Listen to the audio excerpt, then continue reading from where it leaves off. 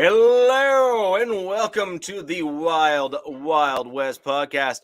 My name is Richie Ritchie of the MHRT Network, and over that away, you will note I have the real Alex Gibbons. You can catch his stuff in a couple different spots. Arrowhead Addict, where he puts out some written content on his Kansas City Chiefs, and also on the Lightning Fast Fantasy podcast over there on the Lockdown Defense Podcast Network on the YouTubes. You guys are spinning that up probably, hopefully, sometime soon, so you can go ahead and almost we'll fantasy plug that. season, baby. Yeah, we'll plug that as you guys spin back in. Anna, awesome to have you here. Would love to get your feedback on your Raiders predictions in terms of both record and, moreover, where you see your Raiders fitting within the divisional record and also season record. KB82. There's a blast from the past. I haven't seen you in a while, my man. I hope you're doing well. Coming in with that super hot fire take. That is a hot take. Browning. 15 sacks, I might believe, but every game, I don't know. Well, so KB82, here's an even hotter take. I think that he can actually make that 15 sack total, but I don't even think he plays every game to do it. I think that he has shown enough burst and stuff off the line that he'll probably start off hot in the season, because I think a lot of teams are not going to be sure what to expect from him. And I think that once we have a full complement and a little bit bigger dudes in the middle, which we do have this year, especially in the run stopping side, I think that we've done some things to help. Not enough on the interior, but certainly some things to help. And I think Browning can probably get there a few times with some teams trying to. That's what I was just about to ask this. Is it a contract? And contract years are undefeated, baby. He's got to get 23. Yeah. They'd be like, no, I need 120 mil fully guaranteed. You see that? Yeah. Oh. Spice. That's unfortunate that you're in Vegas and I'm in Canada. There's a more than just a border between us. That sounds like a good little meal there. But ladies and gentlemen, you know what? We are 2 members short here. Unfortunately, there was last minute commitments that came up for a couple of the folks that were going to join us tonight. And we are working on bolstering our guests again to get right into the season in terms of our opponents and other folks like that. Oh, good for you, my man. Good for you, KB82. I'm glad to hear you've spun that up again. Tell Chad and everyone there I say hi. They got a good thing going over there with some interesting content. Tell them the Lannisters send their regards. Yeah. And Luke and I chat a fair amount on Twitter back and forth, as do Carl and I too. So good. A few guys over there that I really get along with, and glad to hear you're back with them and doing your thing. But as we look ahead to what we're going to kind of go through here today, we're going to quickly start off with some news that have come from both of our teams, and then we'll go from there. But is it though? It's always coming. Yeah. in Canada here, my man. In Canada here, winter's always coming. Winter stays. Yes. Yeah. Yeah. So, and going back to Mile High Huddle, ask Eric if winter ever leaves. He lives in Alaska. Nope. Yeah, sometimes the sun doesn't even come there. Yeah, exactly. So, but anyways, jump right into the news throughout the division, Alex. And again, hate to have to keep on turning the reins over to you, but the news du jour, weekly thing. Yeah. What has happened du jour is Chiefs Kingdom. So let's have you jump right into it and give us the lowdown in terms of what went on with your team there this week. And there's a couple things there, so I'll get you just go right into it. Yeah. So, as we were kind of talking about, pre-show, Chiefs, Kansas City Chiefs certainly hit the all the food groups, so to speak, in terms of off-season headlines, tabloids, and distractions, and albeit this most recent one is definitely, not one that was the cause of any actions or, anything to sort of put, shed a negative light on, is more of just a freak medical incident. And actually, um, the staff and the team as a whole, I think, kind of went about it the best way when something like that happens. But obviously talking about BJ Thompson, who was I think second year edge rusher. They took him last year, so he's been a kind of practice squad, tweener guy. Suffered a seizure during train or special teams meeting last week, which obviously went into cardiac arrest. Had to be pulled out of there pretty quickly, and was serious enough of an event that they canceled practice for the rest of the day. And it's just kind of a go home. We'll come back, and from everything I've seen, he's fine now. I think makes it a fine recovery and no setbacks or anything. And I think was already released from the hospital. So I mean, like as we were talking about, Harrison Butker, the guy that kind of was wearing the scarlet letter the last couple weeks, has been reportedly the one who, sprinted out of the meeting to go find the athletic training staff or team doctor, probably team doctor or neurologist. Yeah, team doctor. Point. Yeah. But got who he needed to get to BJ Thompson in a quick and efficient way and get him the attention he needed and, get him to where he needed to go to, help him probably save his life in the long run. Probably, yeah. Yeah. I'm sure I don't know. I mean, I'm sure there's this level of brain deadness at that point. And yeah, so I mean, good for him and the organization as a whole for, getting it done efficiently and getting him back on the right track. And it's great news to hear that he's already released and doesn't seem to be anything kind of prolonged from it. So, I mean, good all around on that, but yeah, way to snap into action. There we go. Really kicked it into gear, right? That's exactly. I was going to say kicking into gear. I think is more apt and appropriate. That's where I was going to go. But yeah, so as we've said, the Chiefs certainly gotten all the offseason stories and things to happen that kind of create this storm of distraction, so to speak, heading into the preseason and ultimately into the regular season. But at least we did make it a week without any sort of indication of someone else being in legal trouble or anything like that. So we can add a couple days to the days without incident sign we got now. Yeah, no, I mean, this is one of those really unfortunate things that you can never plan for or anything like that, right? So it is what it is. No, and it's just and stuff like that. Like we've had, I think 2 times in college, we had one kid just pass out on the field, and they're like screaming to get him up, and it's just like even seeing something like that, you're just like, damn, it kind of brings life into a full circle moment for you. Well, I mean, I had a heat stroke when I was younger. That's no joke. And so I remember I came off from I worked 2 jobs at the time when I was younger in my late teens. And I came in from my day job to work my night job. And my day job at that time was pretty heavy manual labor. And I remember that day very vividly because it was the only day I forgot my water. Yeah. So I had like one of those big, 8-liter, massive thermos jugs that I filled up like on a daily basis, right? And I normally finish the entire thing, for the day. And so that day I just totally forgot it and I never bothered getting water. And I was out in the middle of the summer, and yes, it actually does get quite hot in the middle of the summer here, despite my jokes about, being Canadian and whatnot.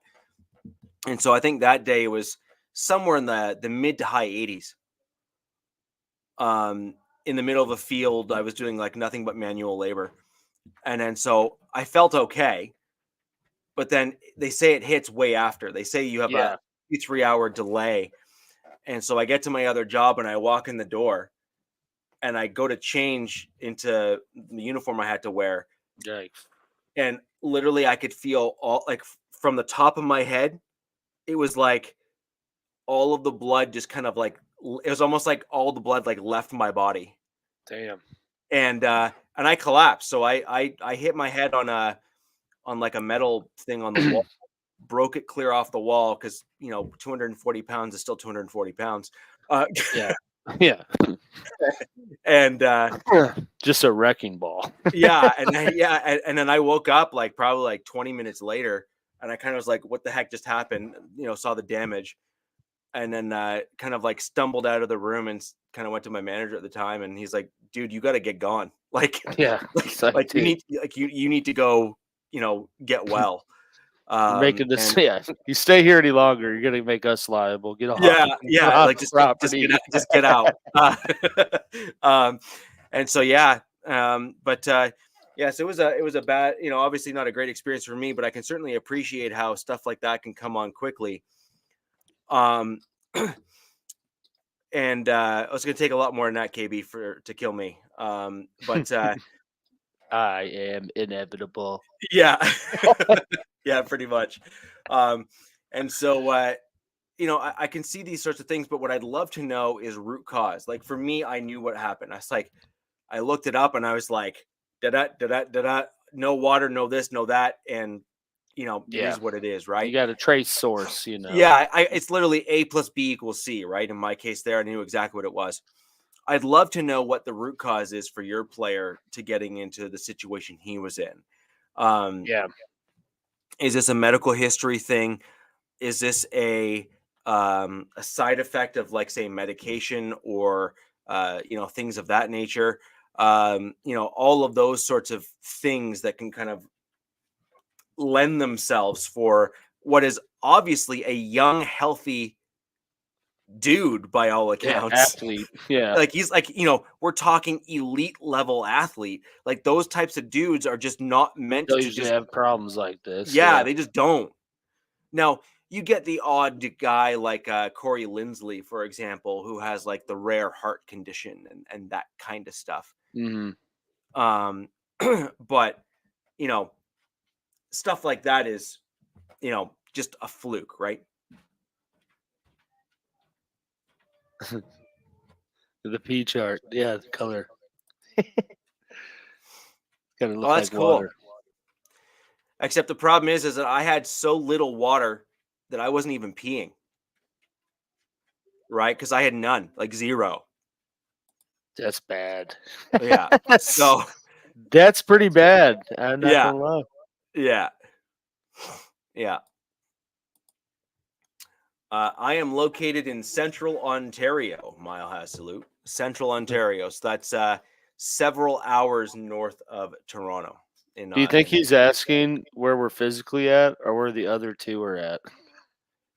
Oh, well, he could be asking for both. So let's cover both. Clarify.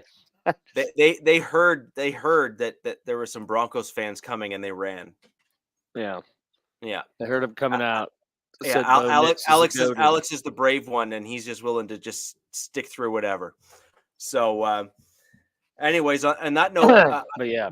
have you heard any kind of backstory in terms of whether or not this is a pre-existing medical condition or anything else? No, I don't think we've seen anything on whether he's had a history of seizures or and I think certainly at this point you probably would. I mean, I guess if you did a deep enough dive into like the draft prospects, that would probably have been known going into the draft. But yeah, so I haven't seen any indication one way or the other if this is like a sort of a degenerative issue he's had or underlying thing or just something. I mean, I'm sure you could go into a seizure like episode from a heat stroke or dehydration or something like that too. So part of me thinks that with it happening and he getting released already and it's kind of been he don't really hear much else other than he's obviously out of practice right now, that it might be something that came about due to something else more than he has a history of it. But I don't know if we'll ever truly know with that. Yeah, I guess the point there is that if this is a medical if this was a medical concern that he had prior to the draft, is this now something that is going to be has it flared up, I guess is where I'm going with that, right? Like, Yeah.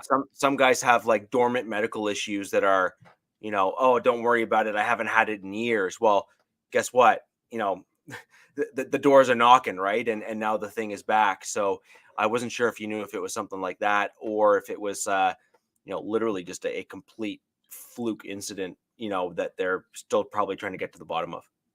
Yeah. I think it was probably more of a fluke incident, but I suppose time will tell. Mainly just because he went through a whole season of not having an issue like that. And we are in a pretty aggressively hot time right now in Missouri with the heat index and humidity. So I think it could be just something like, because that always kind of happens when you getting back into the swing of things. You maybe haven't been going as hard as you should in terms of staying in shape, and it's your body reacting to the difficulty of it. But that's just speculation right now. Yeah, no, 100%. So, is there anything other than, obviously, not that that's like, something to just kind of something a little brush more aside? positive, maybe. Yeah. We did sign McCole Hardman back. I don't know if that's necessarily positive, but we've basically just brought the whole team back. Outside of Scantling, Scantling and McKinnon, I think are the only two that they did not bring back, and have pretty much kind of kept the band together, so to speak. Outside of sprinkling in a few rookies and younger guys from the past couple drafts. So I think at this stage, probably pretty clear, picture of who's going to be on the 53. I don't think we see any kind of last minute ads or anything at this point, unless we get to the stage of unexpected roster cuts once we get to that point into the preseason. But I think that by them bringing that's kind of them waving their flag of like, all right, we've gotten the roster to where we want it to be to get into the full thick of things, and then we'll reassess from there depending on who becomes available. Yeah, so that kind of brings me to kind of one other question surrounding your team then, which is, so you guys drafted some, at least one guy, at least for sure, who's a virtual lock to make the roster in that same position group, right? Like, like you're not drafting the dude at that point of the draft and not keeping him on the roster to, play it through, right? So I guess the question then is, bringing back a lot of the old gang, so to speak, if you're going to be honest, struggled a fair amount last year as well. Mm-hmm. Are you thinking that several of those guys they're there out of courtesy, or are you thinking that there might be some surprise cuts from some of the other younger guys because Mahomes may like some of the other guys that he had on the roster, even if they didn't perform up to par? Yeah, it's certainly interesting because if you look at it, like someone's got to be the odd man out because, right, essentially they cut MVS, which is probably more of a cap casualty thing. I think if he was cheaper, I don't know if they would have cut him, but then they turn around and get Marquise Brown and then draft Worthy. So they've essentially gotten rid of one and then signed Hardman back. So from the room last year, they got rid of one and added two. So just a numbers game. Someone's got to get hosed unless they think Worthy's more of a we'll keep him like we're not going to rush him into being a guy, because if he's kind of comparable to Marquise Brown to me to some degree. Like it's kind of the same player. Marquise Brown's definitely more experienced and probably more polished at this stage. And McCole Hardman, I think, somewhere in between the two of them of, another small, fast guy that I wouldn't say is overly polished and route running, but, it can be effective in this offense. So, I think that's kind of the trio to watch. I mean, because really, I think Hardman probably got brought back as more of a courtesy and like a veteran presence to help bring up Worthy. And, if it works out, it works out.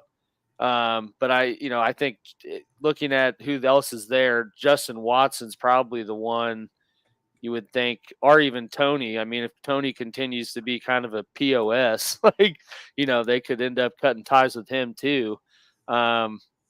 But yeah, I mean, someone's going to get the short end of the stick. It's just, who out of that, I'd probably those three guys, Hardman, Watson, or Tony, would get it. And I would, just based off of like what they bring to the table, I would probably have to say Justin Watson, just because, he's, what you got with him, and he can't. I mean, he's been given opportunities to step up into a bigger role, and I mean, makes catches, but also, doesn't consistently make plays. So, yeah. At the end of the day, you need a guy that's going to be a playmaker for your team and rise to the occasion when asked. And right now, I think you're hoping Worthy's going to be the guy that's going to elevate. There's also Sky Moore too, though. I totally forget. So, which is makes a pretty strong case. I already forgot about him, that he's there. Sorry, yeah, exactly. And I guess another component too is we don't know what's going to happen with Rashee Rice if he's on a suspension. That certainly opens up a spot, at least for the first half of the season as well. So. Yeah, we'll see how the numbers work out. I think once that kind of comes to fruition a little more, or plays itself out a little bit more, and go from there. Yeah, and I'm looking at kind of where I'm super curious to see the vanilla offense that you guys are going to put out there, because that will be somewhat indicative of where your other offense is, like where your real offense is going. It's not going to be the layers, but it'll be the toned down kind of version, right? And so, you're going to obviously have some plays that are just not going to be shown in preseason. That's just to be expected. But what does the base look like? Like, what does the initial structure look like? Like, what are you trying to base things off of? That will likely come out in preseason. But then where you add the layers, that'll be your first game, second game, third game, so on and so forth. So the question is going to be, are you going to want to throw the ball a whole ton? Or are you going to try to run the ball more? Are you going to, how are you going to layer your offense in terms of what's on the field? And kind of to your point earlier, that will be a huge indicator of which players stay or are likely to stay and which ones are not. Yeah. I mean, I think it's pretty apparent that I think we're going to see them be a more vertical offense this year. I mean, every move they've made up to this point has been kind of that totally backfired. That's too funny. I'm just reading the chat. Biggie was like, But yeah, I mean, looking at them adding Marquise Brown, drafting Worthy, bringing in these more speedy guys, I think that you kind of tell that they're, one, looking for just more consistency, I think, throughout the wide receiver room, but also trying to bring in that component they haven't had since they traded Tyreek Hill in, a consistent over-the-top deep threat that Mahomes can kind of go to at any time. And I don't know if that's necessarily Hollywood Brown, and I don't know if that's Xavier Worthy, but I think between the two of them, that at least gives you a viable option that they haven't had. So what about both? Yeah, I mean, if both work, that watch out now. Yeah. I think in Northport, you'd be pretty similar to how Miami has, like Waddle and Hill. And right. One of them's going to be open, and they're going to just hit them with the drag and go for 10 to 15. And just do that until you play up and then go over the top. Well, that's my point, though, right? Is if you guys can go in a direction like that and have both of them win, you know what I mean, or do well, then you're good. Yeah, here we go. Yeah. Hey, as long as the jail gets you one of these, we'll take it. Well, actually, Ray, what you're missing is the ring. The ring you can pawn when you get to jail. For bond, yep. To allow for some extra protection once you get there. So I think that's the actual play there. Biggie, first step is admitting, buddy. Yeah. So that's I actually I'm actually interested to see where KC goes this year, because I think the glimmer of hope for the rest of the division came and gone when you guys ended up paying Mahomes, and now the question is, well, now the only hope for the rest of the division at this stage here, because the expensive part of his contract has also started to taper. Yeah, and so now you're at a point where you're only hoping that Veach just forgets how to draft. True. And it's like, if he starts hitting, because to be honest, if you go look at his first round picks, the early round picks, they don't pan out, for the most part, other than like McDuffie and Karlaftis. So it's even crazier, if he could hit on just some of these earlier picks as well, which, certainly hoping they do this year, because that would mean but that from the second round on, he's actually done fairly well. Oh yeah, I mean, to get two rookie corners and the fifth rounder later that played significant snaps for you at a good level of play, you got to have a pretty good scouting department. KB, I can actually answer this. The last I heard from Wade, it's by his own choice. My understanding is that he, I suspect this is more of an age thing, is Wade doesn't want to come back in the NFL because he likes the idea of developing and molding guys into top tier players. So I think his hope was actually to go to the ranks where the guys are going to respect him outright and just kind of allow him to really elevate the entire play of the group, and is hoping that he can start getting, I think from what his hope is that he can be a building block in that league to then allow some of his guys to then go on to have, the ultimate success in the NFL. And I think that's probably what his true aim is. He's kind of hinted at that in some interviews. I don't know if you've seen any of them, but that's kind of what his thought process is, at least from my understanding. Yeah, and I think for those leagues too, I think that the league's going to thrive more on the older coaches that don't necessarily want to get into the thick of being back in the league, but still want to be around the game. I'm sure it can be just as hard, but it's not.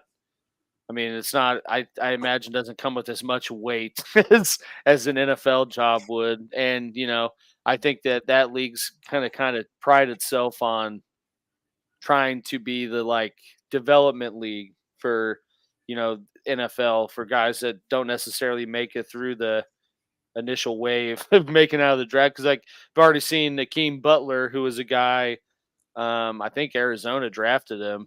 He's a huge, he's like 6'6", 220, 4'4", wide receiver. So basically Calvin Johnson frame. Yeah. It just didn't pan out, but was the leading receiver the last 2 years in the UFL, and he's already, I think the Jaguars signed him, so you're already kind of seeing some of that happen with guy and Wade Phillips. There's actually a clip of him, I think, after the last game, like telling him, "I'm going to call everyone I know because you need to be in the league." Yeah. So But that's my point. Like, that's exactly what I said. Is like that's what he wants. He's wanting to try to facilitate that kind of, from down to up kind of, thing and all that kind of stuff. And I think that's an important thing. And I think that Wade recognizing that it's a gap is also a testament to he's kind of been there and done that in the NFL. So you have to also think of he's likely looking at this as a legacy play. Yeah. In my mind, is that he's won a Super Bowl. He's he's got accolades for almost all of his defenses that he's been with in the NFL. And so at that point there, it's like, okay, well, if I can help build the feeder league for the NFL and have the NFL accolades, I mean, it's like at that point there, I will have solidified. Yeah, I will have like kind of the solidified. founding Yeah, father of it. yeah, I will solidify kind of my stamp on the league and on the game of football, because I think that's ultimately where he's looking at it. He wants to be known for, the stamp on the game of football, not just the NFL. Yeah. And so I see this as a bigger picture move, and I think it's probably difficult for folks that are of a younger ilk to understand why someone like Wade would do this. Yeah. That probably too, though. He probably liked the idea of being a head coach, but then he also liked the idea of less pressure as the head coach, where I think he's getting that in the UFL league. And so I agree with that as well, KB82. I agree with that as well. But going on to my Denver Broncos, I've heard some very interesting things coming out of our camps. Coach, good to see. My Patrick jersey is actually unfortunately in the wash at the moment. Otherwise, I would be wearing it right now. There have been multiple reports, and I mean multiple reports, that he is absolutely showing out at all of our off-season activities right now, which is really not a surprise to me. I mean, Tim Patrick is a pro's pro. He's always had to elevate his game to prove himself, and I see this as just another year for Tim Patrick to kind of outperform what people's expectations are of him. My only hope for Tim is that he's overcome the last of these injuries. I really do hope that he's kind of put those behind him, because I would love to see him being back with the Broncos for the next couple of years at a reasonable salary and whatnot, and kind of go on to continue to do great things, because I really do love him as a player. I think he has a certain attitude, in my opinion, that Sean Payton wants out of a guy. And I think that he can imprint that same work ethic on younger guys as they come into the league, that he can kind of be that, you mentioned veteran presence with Nicole Hardman. And I think that Tim Patrick is a great example of someone that young guys could and probably should be looking up to in terms of how he's gotten to where he's at. Yeah, I'd say it. Honestly, I mean, I think it speaks a lot to his character and just how he is as a player in the locker room, for him to, be primarily injured through the Sean Payton era, and going through a pretty blatant, like, wiping the slate clean, and he's still there. So I mean, that kind of is like the epitome, so to speak, of like what you're saying, like, the proof's in the pudding. Because if he wasn't that type of guy, like, he would have been one of the first ones, like, we released Tim Patrick, like, well, they and he even was willing, which I think shows, again, character of recognition, that he was hurt the last 2 years, and he kind of came back at a discounted rate to kind of prove himself again. Yeah. And again, I think that shows a certain grit, resiliency, work ethic, just character. Like, character is the kind of the word that I seem to fall back on when I keep on thinking and hearing of things of what Tim does on and off the field. So I think that's a huge thing. Love that actually for the Broncos to have him back with our team, because I think that's a big deal. But I do think that he is a great addition to my Denver Broncos. The fact that he's back, I do actually have him projected making the team for sure. I think that he's just someone that is too important to. Sorry, just one sec. So I just think he's too important as a player to let go or not have there. Just too much is going on, and too important of a guy. Yeah. But then we also have Cortland Sutton, who has now made his first appearance.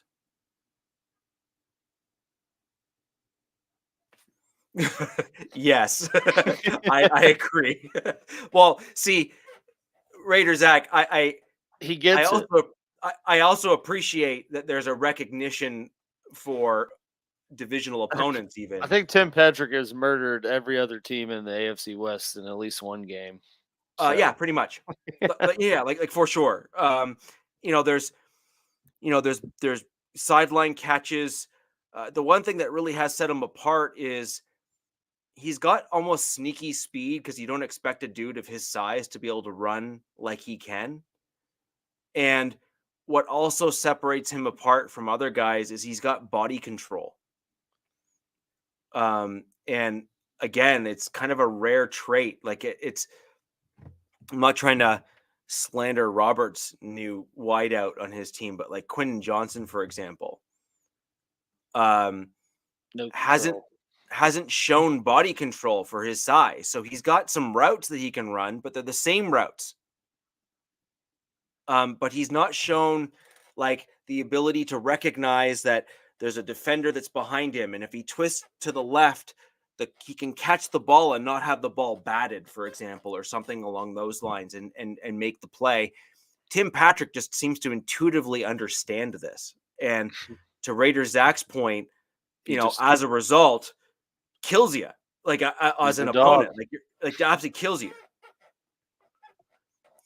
And what makes it even more annoying, I would imagine, or beneficial, depending on which fan of which team you are, um, is as a result of those types of plays and what he can do, he also makes for a great clutch player, because he tends to just catch anything that is properly thrown in his radius. Yeah. He just Or gets even it done. sometimes, or even sometimes improperly thrown in his radius, depending on the game. And so, I do agree that he's kind of that guy. He's that type of player. He's the safety blanket that a young quarterback could really benefit from having on the team. And I think that's what a lot of you guys have, generally recognized in the chat here, which is, he's that guy for the Denver Broncos. And I think that's exactly why the Broncos brought him back and didn't seem to, bat an eye when doing it. You know what I mean? So we also saw Cortland Sutton, like I was just saying earlier, where he's, He's back. back on the field and that sort of thing. But, at the end of the day, he did also make a few comments, which, I saw. I think will ultimately hurt him. I think it's unfortunate that he's continuing to kind of stoke the flames, as it were. I think that there's, what's the Batman quote? There's some people that want to save the world, and there's some people that just want to watch it burn. And and I think that Sutton wants to. He's certainly burning some stuff. I think that while he's not necessarily lighting the world on fire in terms of, some of his comments, I will say that he's certainly throwing a couple extra pieces of kindling into the fire, just to make sure that it's not going out. He's he's not throwing water on the embers. We'll just put it that way. he's certainly keeping his contract dispute at the forefront of the Yes. Broncos news, I'd Yeah. say. Yeah. Yeah. Which, like, Exactly. I don't blame him, because I mean, you never blame a player for trying to maximize their earning, but Not at there's all. definitely, I know, and we've talked about this show before, but there's definitely ways to go about it. And I'm never one to like make it a pissing match with the media, you know? Well, here's the thing, right? He had a pretty big time year when it came to scoring. Like 10 touchdowns is nothing to, just brush aside as a Broncos fan to say, who cares? Like 10 TDs is 10 TDs. I don't care what team you're on. Yeah. Right. Right? That's 70 points or 60 points just from one guy, right? So, that's nothing to just say, oh well. You know what I mean? However, I also think it's key to note how those TDs came about and also look at what transpired to allow those touchdowns to come about. And in my opinion, looking at who's back now, assuming all things are equal, I believe that Sean Payton is analyzing Cortland Sutton compared to Tim Patrick. Mm-hmm. And Mims probably, and well, Franklin. no, you got to look at the size and what they can do. And so the one thing that I think that a lot of people forget is Tim Patrick is an excellent blocker. Like, as in, that actually might be one of his best traits is blocking. And part of it is he's a gritty player. So therefore he's willing to do gritty things like block to, He's a dog. Yeah, he is. He's just a legit football player. And not to say Cortland Sutton doesn't block, because he does and can, but it's not the strength of his game. It is not something that you can look at and be like, damn. He blocked the edge, or he really went downfield and blocked the guy to do the thing and do the stuff. He's got a couple plays like that, sure, but not consistent. Tim Patrick has got consistent film where you've seen him do stuff like that, where you're just like, how did that play work so well? And then you actually go back and watch the all 22 or any of the game film, and you start to recognize that it was 81. Like 81 was there to seal the gap, or a guy came downhill and then 81 knocked him off his feet and onto his ass. You know what I mean? It's like, like that was all Patrick, and Patrick has done those things consistently through his career, which is, a testament to the type of football player he is. And I think that that's why, again, to your point, it would have been just as easy for Peyton to say, my team, my era, bye-bye. Yeah. Like, and no skin off Peyton's back, because he had every justification in the world to potentially do that, right? And so I think that says a lot. I mean, a ton about caliber of player. Now, Peyton has also been, in my opinion, the professional in the room, Sean Payton, that is, when it comes to the Sutton contract. Yeah. His pressers have been certainly a little different than how he talked about Russell Wilson. Yes. Yeah. Let's just put it that way. Yeah. Yeah. Little less money, though, we're talking about right This now. is also true. Yeah. But Payton has been incredibly professional as it's come down to Sutton and his contract dispute and that sort of thing. And I do believe that is something that should be mentioned and commended for Sean Payton, just simply trying to say, shutting it down, basically. I think that's the right thing to do in circumstances like this. Another interesting couple players for the Denver Broncos before we move on to our next topic, but Riley Moss, young corner, drafted, never really played much last year. A white corner. This is correct. Has had some pretty incredible plays in the Broncos offseason program. Been a guy that I've heard consistently brought up. Certain plays have kind of made varying highlight reels as guys have been able to visit practice and whatnot. So I do think that he's a guy to look out for. I think he's someone that many folks will wonder where he came from, just because he will likely present himself as more of a veteran when he's on the field, and they're going to wonder how, because they're going to not remember his name because he wasn't really on the field much, if at all, last year for the Broncos. So if he shows out the way that I think he might this year, I do think that that's going to be a bit of a testament to a rare thing for my Denver Broncos, which is they drafted and developed. However, as much as I say that, we have actually, generally speaking, had some pretty good success in the cornerback room and safety room. That's what I was just getting at. For me? That's what I was getting at. I said at least it was another corner. Yeah, well, yeah, because that particular position group seems to be a sweet spot for the Broncos in terms of being able to draft and develop and turn into household names of sorts, going all the way back to, well, at least within just like the recency bias era, but like Chris Harris Jr., for example. I mean, there's an undrafted free agent college who's like absolutely just top tier caliber NFL player. And we've had Mathis, for example. We've had McMillan, who again, like these are all guys that have either been undrafted or like you said with your team, with like 5th, 6th round kind of guys, come out and play out. And I think that we've got a couple guys on our roster that have really turned some heads in recent years, where we haven't had to spend a 1st or 2nd round, although we also haven't had one to spend. So that's a different story.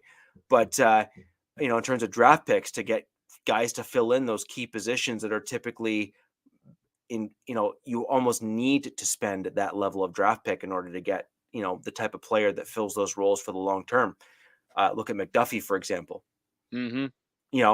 Typically that's where you have to look for that guy that's like a plug and play automagic, player at that spot. And that's where you ended up with. You ended up with McDuffie, but instead the Broncos went to like the undrafted college pool, or like 6th, 7th, 5th round, and were like, here, hold my beer, we'll find another one. Yeah. And another one that I think a lot of guys are forgetting is Sang Bassi, who ended up going to the Chargers. Vic Fangio basically turned him into a household name,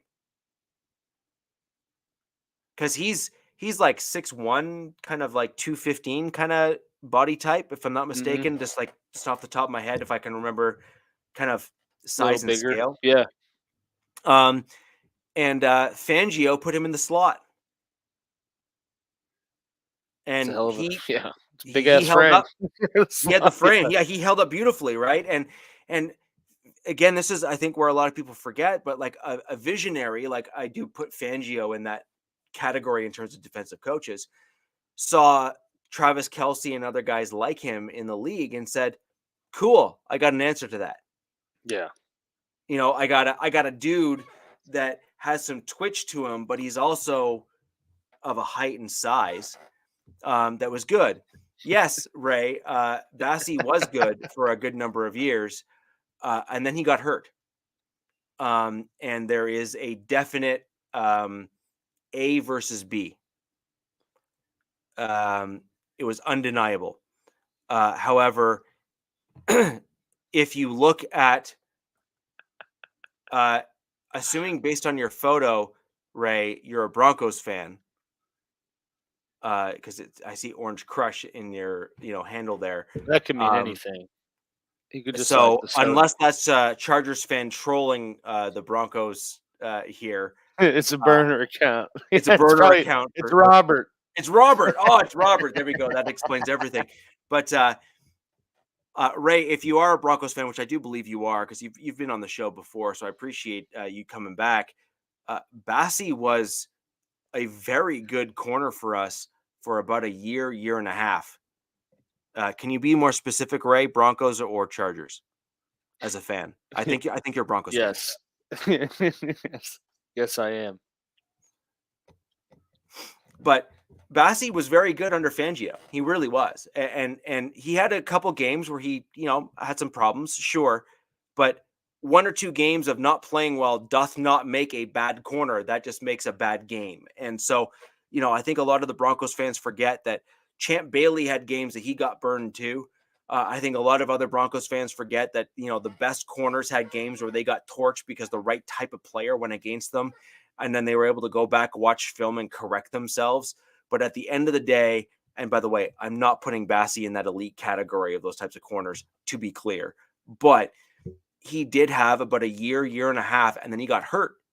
And then he was not the same player after that. He then went to the Chargers, came back to the Broncos, and he really wasn't the same guy after that. I think he had an ACL, if I'm not mistaken, tear. And his speed, that twitch that he had that made him a little bit unique for his size and weight, kind of went away. Which sadly happens to some guys when they tear the ACL. So just the elasticity of those joints that they once had isn't Just there. mentally, not the And same. it's also sometimes a mental problem as well. So, Ray, again, I'm being very specific, intentionally. And we can go from there. So, and you look at Chris Harris, for example. Chris Harris was elite in that slot for a period of time. And then you'll note as the league progressed, he actually started to have slippages rather in terms of what he was able to do versus not. And part of the reason is, I think on a tall day, he's about 5'10", right? And when you're starting to be asked to cover tight ends, which were at the end of his career, 6'5", 6'4", 6'5", 6'3", 240, 250. and are 240, 235, 265, somewhere in those ranges, you're going to start having problems. And GA Patriot, that's exactly my point. There is a reason why the Raiders and other teams in the league have ran out to get Brock Bowers, or you have Mayer, you got Kyle Pitts. Kyle Pitts. Lucas Krull, for example, on my Denver Broncos, is another one of those kind of like weird athletic freaks. Greg Dulcich, if he doesn't get blown over by a stiff wind and break something else, is also a guy who I would fit in that category, except, someone sneezing in his direction seems to get him hurt. But, if you're looking dynasty, man, it sucks. sucks. But if you're purely looking at athleticism and kind of like unique type of dudes, size and speed combos are typically coming from the tight end position right now. And gone are the days of the Wes Welkers in the slot trying to clean up. Now you're looking at the Travis Kelce's and Kyle Pitts and, even some of these, 6'1", 6'2", shifty wide receivers. So all of a sudden, when you get these shifty corners that are, say, 5'10", 5'11", and a 6'2", 6'3", 6'4", 6'5" frame going up against them, it's a completely different equation that's happening now in today's NFL. It's rough. That's a rough go. Also, the hip drop tackle will also, in my opinion, impact the slot corner position and the slot coverage the most, because that would certainly be something that would have been utilized in those crossing style routes where a guy can potentially get ahead of you, which means then your only option is then to do the hip drop to try to bring him down. And you're going to get called for that now. And I think that's a problem. You're correct, GA. That's exactly my point. Third and Bowers. Yeah, now it's going to be third and Bowers, or as the Chiefs have been now accustomed to, it's third and Kelce, or just throw it to Kelce, however you want to. Our third and Mahomes will scramble. Yeah. To get it. Yeah. So, and that's actually another point that's unfortunate as well, Alex, is that the rules in the NFL have so heavily favored the quarterback, and they're being so the rules are so over in their corner that Mahomes has figured it out, and you can see it in how he runs. He'll fake going to the sideline and then stay in bounds. Oh yeah. I mean, they all do it. And they all do it now. Mahomes picked up on it faster than most other guys, though. He kind Yeah. of did it first, and then the other guys started to follow. But that's exactly why I think the NFL needs to ease up on the hitting of the quarterback by the sideline rule, because in the NFL, 2-3 yards makes all the difference in the world. And if Mahomes is going to exploit the sideline to get that extra 3 yards and a first down, then any player should then be allowed to just clock him when he's by the sidelines. Like, I literally want to see him taken off his feet and thrown into the sidelines. And it's not because I'm just a Broncos fan. It's because as a football fan, I want there to be a cost that is absorbed for not accepting the fact that you're basically being asked to put down on the ground with a pillow. Yeah. And so that's my issue with what's going on right now, is that the league is allowing, in my opinion, too much leniency of the quarterback position. Or the other solution that I would have to that is, if you're going to allow those quarterbacks all those leniency pieces, then you should blow the whistle dead if they choose to turn back in bounds. Yeah, I think that would probably be the more. I mean, clearly they have put these rules in place to promote offense and point scoring and keeping the quote unquote faces of the teams and league, healthy and on the field as much as possible.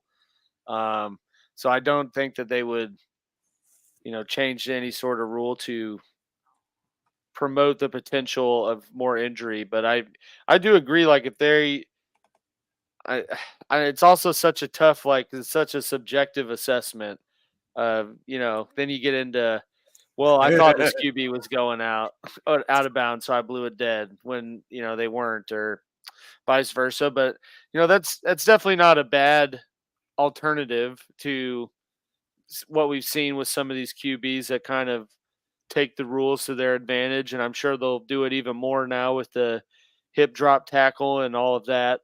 Because I'm pretty sure a couple of tackles on Mahomes were used as examples of what they're looking to deter.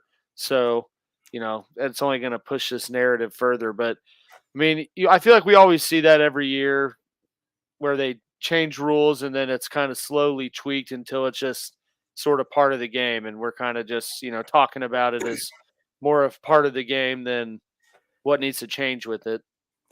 Well, I'm still not a fan of these what they call defenseless receiver hits. Yeah. I believe there should be a cost of throwing the ball in the middle of the field. I agree. I love it. I absolutely love it. I just think you need to avoid the neck. But if you're going to hit like the shoulders and then bring a guy down, I say I'm all for it. But just good for RKOs. What's wrong with that? 100%. It's a reverse hip drop, really. You're taking the hips away from the body. Yeah. I'm protecting you, Instead of the hip drop, here's the new tackle. It's called the RKO. Let's watch Randy Orton. Look, if I can bring you down with one arm, I deserve to bring you down. You got to grab around the back of the shoulder pads, jump forward, and pull them down. Well, I'd actually love for a suplex to be brought into the game as a tackling mechanism. For what close.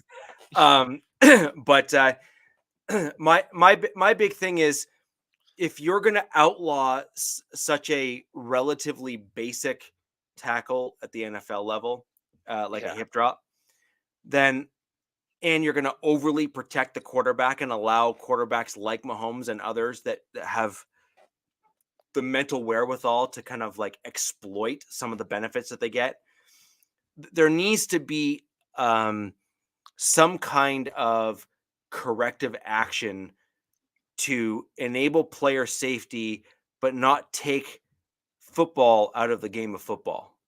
Yeah. And like, there just needs to be a balance between A and B so that, football fans can still enjoy the game, but safety is still something that is factored into things. Because I agree with both, sort of. I am certainly more of a fan of game of football than I am the safety element of it. Um, my viewpoint on that has been made quite clear on this show, which is you're getting paid millions of dollars to get hit at full speed. Suck it up and shut up. Yeah, deal with it. Yeah, like that's kind of my general thought on it. And yes, I would absolutely play the game again if they allowed me. But they probably won't. Uh, but I just think that that's the whole point, is that you're playing a contact sport. Like, the risks before you play. Like, this is not something that is a, wait a minute, I'm about to get hit. Like, you should not be, there should not be like this, out there notion for what you're doing. But I do think that there should be a penalty for just blindly throwing a ball in the middle of the field. I think that, you need to have some self-awareness. And I also agree with Aaron Rodgers and some of these, Tom Brady, Aaron Rodgers. I've heard Phillip Rivers even say this in interviews as well, which is like, the quarterbacks now don't actually need to process things cerebrally the same way they used to. It's just, there's so many rules that just allow them to just chuck it all over and just let whatever happen, that they're not really being pushed. Yeah. And I'm sure in some cases the fallback is like throw it over the middle of the field and maybe we get a penalty, or underthrow to get a PI. Right.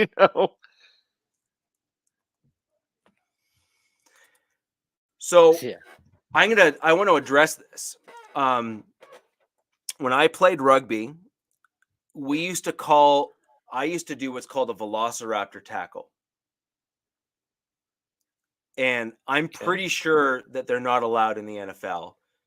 But I would love to see them, because, man, are they vicious. I don't even know what this is. I'm going to have to look this up. So have you ever seen the movie Jurassic Park? Well, yeah. Okay. So you remember when the raptors that used to basically have one raptor would come from the left and the other would come from the right? Uh-huh. So what I did that in rugby is that I would come from the right side and my teammate would come from the left, and we kind of do a circle across.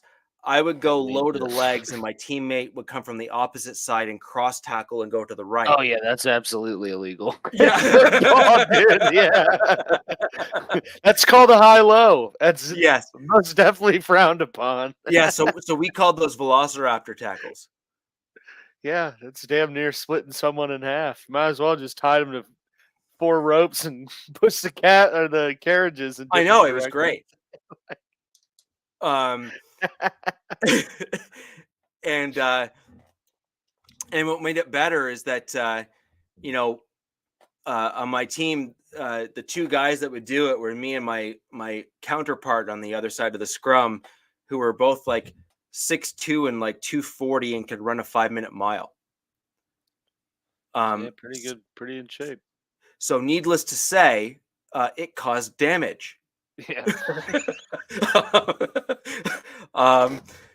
And I think that type of tackle is, again, you need to have self-awareness. Like, you're playing a contact sport. You need to know what's around you. I mean, like, I got a cleat to the head. Yeah. The ref said, "Can you see straight? Go play." Like this is the ref telling me these things, right? Like, I grew up in a different era, and I'm certainly older than a fair number of these kids that are now playing now. And I'm not trying to, insult, but I don't understand. Like this is like, I knew what I was getting into coming into a contact sport. Like, I probably have told this story on the show before, where I literally shattered my right leg. Yeah. On the rugby pitch, and my dad came over and said, "Oh, that's broken. Are you going to leave now or after the game?" Yeah.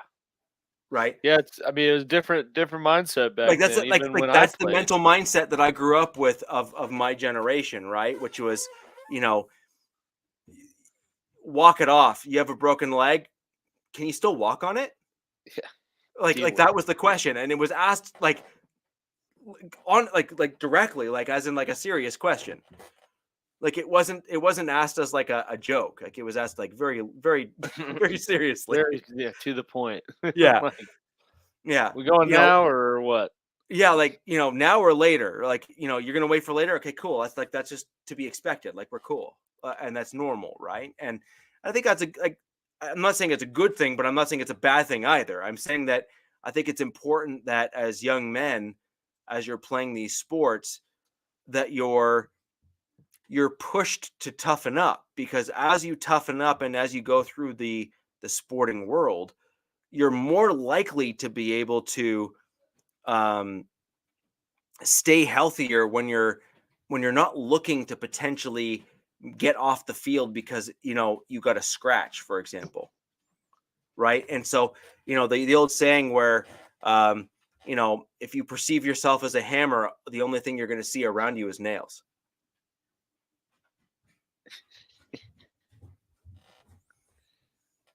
Yeah, that's the old line of thinking there. Just it'll Yeah, be fine. yeah, exactly. So let's get on to some record predictions here. We got a fair number of Raiders fans here active in the chat. By the way, Ray, GA Patriot, we've got Big E, El Capitan, KB82, Mile High Salute, Anna Diaz, Vicky Orr. Want to thank you all. Oh, Clayton here in the house. Clayton. Oh. Hey, how you doing? We're going to start getting into record predictions for our teams and whatnot. I'm going to ask all the Raiders fans in the chat. I want to hear your divisional records for the AFC West. I also want to hear what your overall record prediction is, and we'll try to throw those comments up live on air. Same thing for any Chargers fans that may have joined us live. I know there's a few of you around, but I have got a word. Actually, a couple of them actually DM'd me prior to the show and apologized that even they weren't able to make the show, but they're going to catch us live after the fact. So I do appreciate it, guys. But Broncos fans as well, fans of the MHRT network, want to know what you think our Broncos record is going to be throughout the season. And I also want to know how you think we're going to do within the division.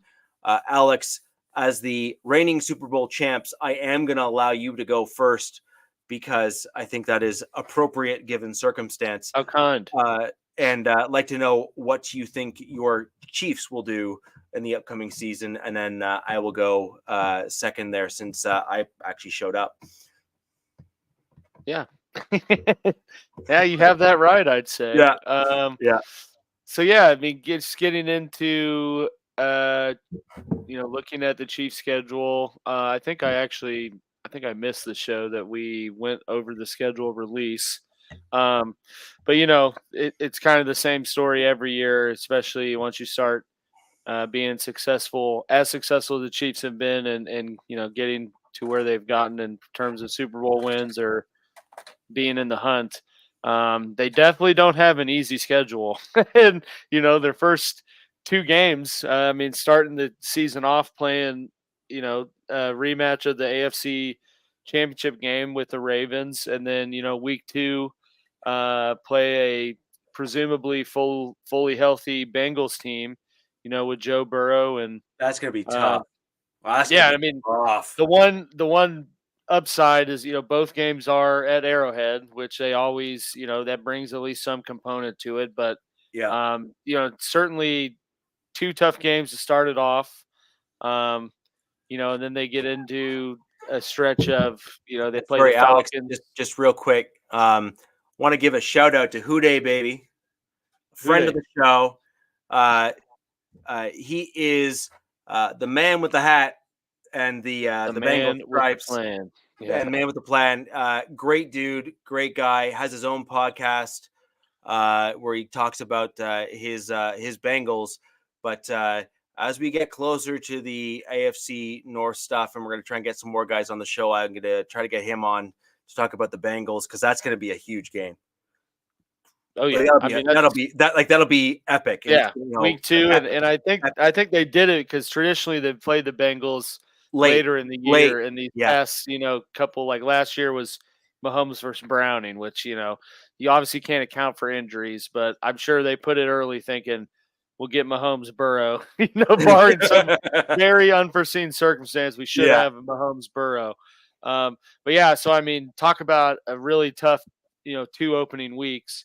Then they have, the Falcons, Chargers, Saints, which is at least a little bit milder stretch. I mean, Chargers game, any AFC West game's always a close one. Or as some fans in our chat will remind me about a certain Christmas game, they could even be losses. But, so I think that'll be good. But, that I don't think the NFC South, the Falcons and Saints are really, overly tough matchups for the Chiefs. Then they have the 49ers, then the Raiders.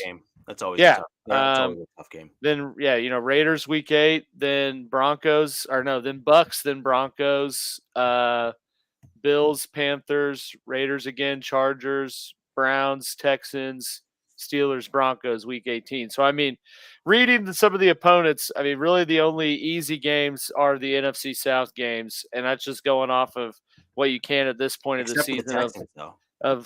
I mean, I don't think the Texans is an easy game by any means. Like that's just that, except for the Texans. Like the Texans are a tough team.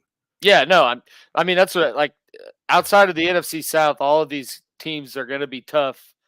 Either from being the division opponent or just being in the upper tier of AFC teams.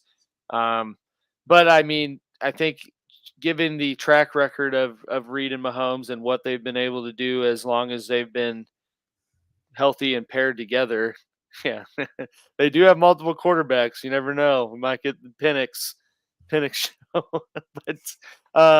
But I think it realistically speaking, I think the Chiefs probably end up similar to last year, if not maybe like one game better. So I mean, they were 11-6 last year.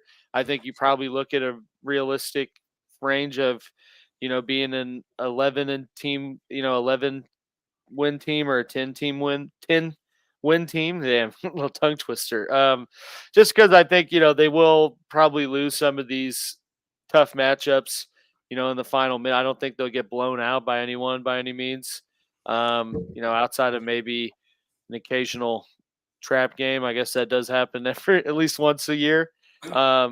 But yeah, I mean, I think just at this stage, it's tough to say that the Chiefs are going to be drastically different, i.e. worse than they have been in the past, 10 years, which is pretty much to win the AFC Championship or win the AFC West and get to the AFC Championship game, and more likely than not the Super Bowl. So I mean, until they have a season where they are just god awful and 4-14 or whatever the hell it would be, like it's tough to say that they're going to be anything worse than finishing towards the top of the division. I do think like last year, I think we saw them split with the Broncos and the Raiders.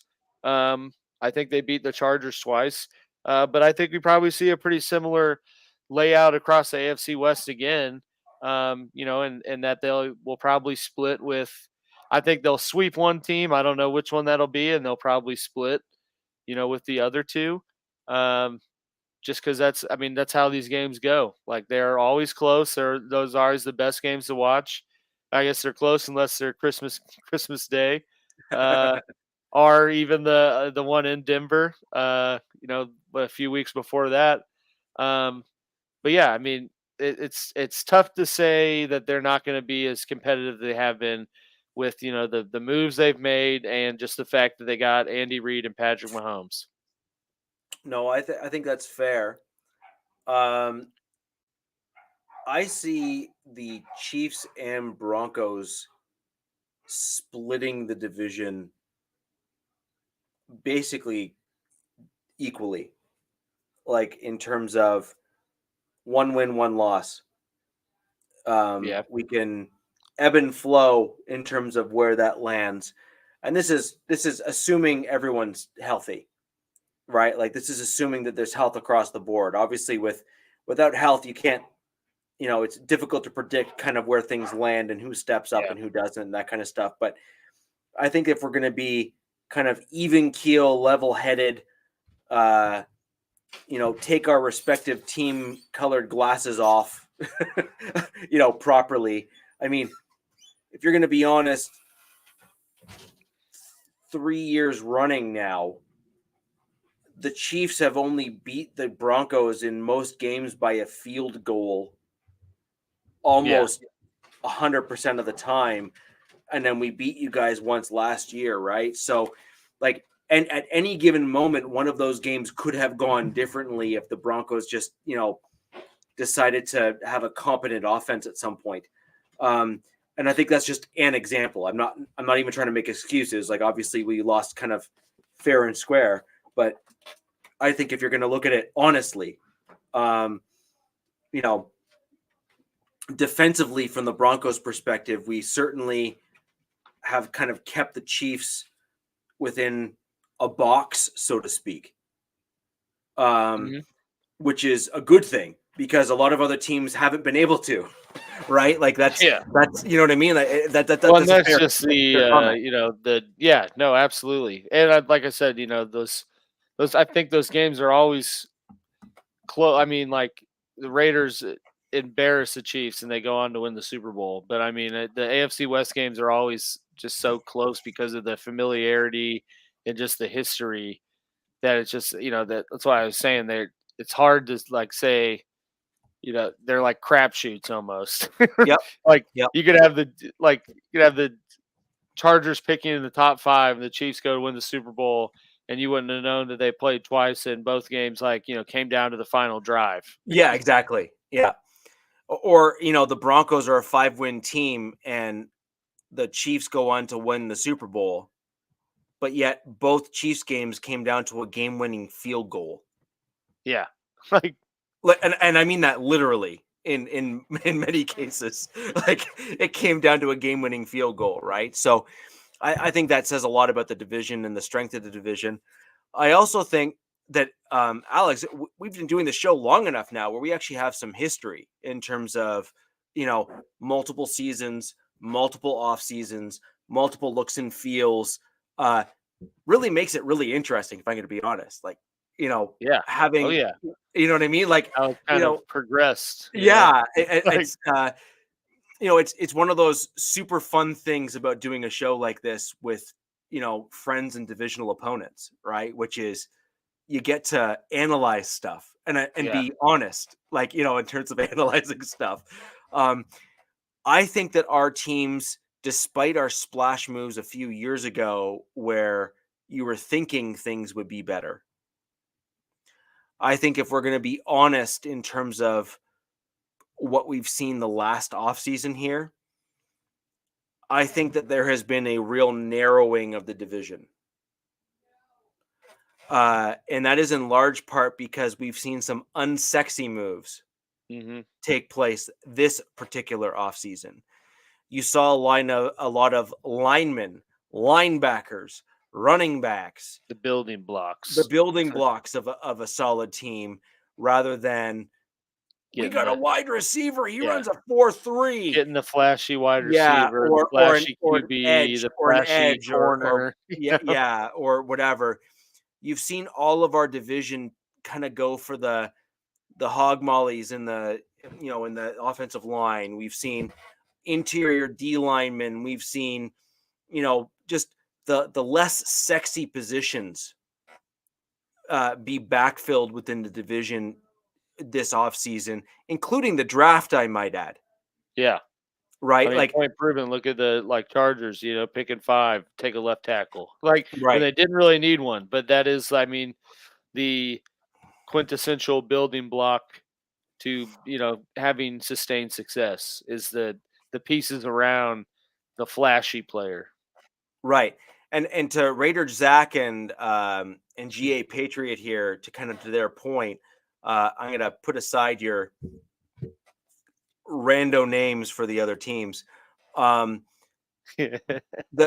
Raiders are a prime example of drafting the not sexy picks, generally speaking, in some of the latter rounds, but making the but right like what they picks. would, No, but making the right picks. Like that's the thing that's kind of frightening there is the Raiders have really done a great job, I think, in this offseason to make themselves truly competitive within the division. And it's going to be really, really interesting to see how they manage those ingredients. yeah, I think is a great way of putting it as a divisional opponent looking on from the outside looking in, which is um, are they able to dovetail them together into a cohesive unit with a plan, or is it going to continue to have some disjointedness to it, which could result in a similar outcome to what we saw last year, which is a tremendous amount of promise, but then kind of still falling short, mhm, which I think is a fair assessment of what we saw from the Raiders last year, which is there's definitely talent on the team, and that's the unfortunate part. But it just the right blend and mix was not able to be put together for the team to ultimately succeed yeah. or be truly competitive. I'm not convinced we're going to see the same outcome this season with the Raiders. I think that they're going to start linking some things together and kind of doing better than they have the last couple of years. Oh, I also I agree. I also think the Broncos are going to surprise a fair number of teams, in large part because a lot of the Broncos moves have not been sexy or great on the outside, but it's all about finding the right guys for the right spot and the right attitude to mesh with the team to all pull the team in the same direction. Mhm. And you kind of look at the Patriots and how they kind of ran things. You kind of look at all those sorts of things, and I do think the Broncos have the potential to surprise folks. And of course, until they're counted out, the Chiefs cannot be counted out. Not at this Um, stage. not No, at this point. Not at this point. no. Where I do think the division is going to be a real coin flip, and I wish Robert was here because I'd love to hear kind of his thoughts on it, or any of the other Chargers fans and folks here. Is I think that they're in a rebuild year. I think Yeah, that they're for trying to sure. build to a vision, and if they've gotten the right folks in the right spot, I think they can be incredibly dangerous. But if they have noticeable holes that don't fit the vision, then I think that they're going to probably be picking in the top 10 again. Mhm. It's probably what And they want, though, I they think. probably, and I agree. I was about to say that. And I think that's probably part of the plan almost. um, which is one more year of knowingly rebuilding. And I think after that, though, I think our division needs to look out because I think they have a competent quarterback, and I think they're just trying to build out the pieces behind the guys that they're going to let go. Yeah.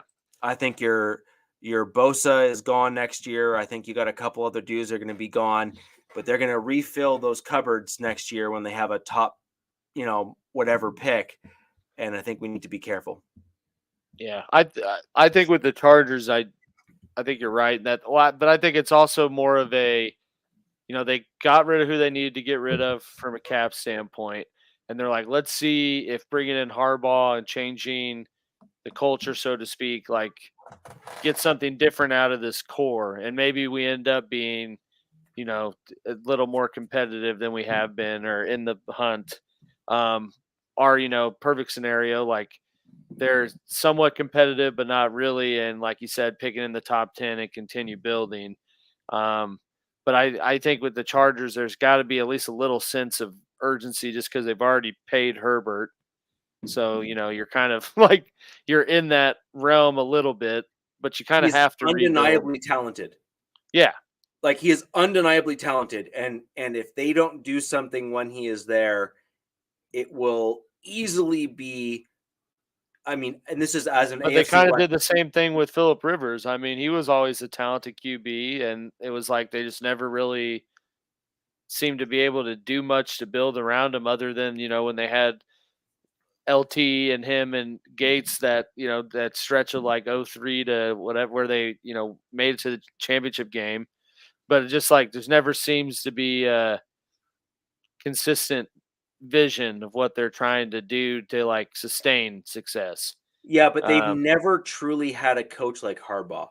That's why I think that's the different factor, because I think Harbaugh never had a coach like Harbaugh. Because I think back to like when Harbaugh went to San Francisco, they were supposed to be bad, and he was like supposed to rebuild it, and then they're like in the NFC Championship game. Yeah, they're completely turning around. So I think that part of probably the front office owner thinking is maybe just bringing in a Jim Harbaugh is what a Joey Bosa and Derwin James and some of these other guys needed to get their full potential out of them.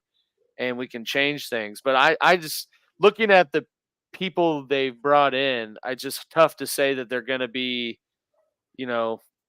up there competing with KC as like the content. I mean, but this is prime Chargers going to win the Super Bowl time, which is, they're always the offseason champ. But it's just tough looking at like the receivers they have, just a whole lot of unproven supporting cast around Herbert to make me think that they're going to just, blow it away. Well, the problem right now is that they haven't had a vision. Yeah. Right? Like, I think that's a fair comment to make. Andy Reid has a vision. Now, we can agree or disagree with his vision, but at least in recency bias, it's worked. Clearly. Yeah. Clearly.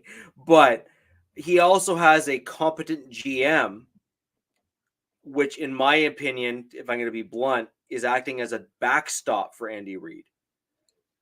Because I think he had a little bit more control with the Eagles, for example. And I think that Andy Reid had that come back to bite him a little bit.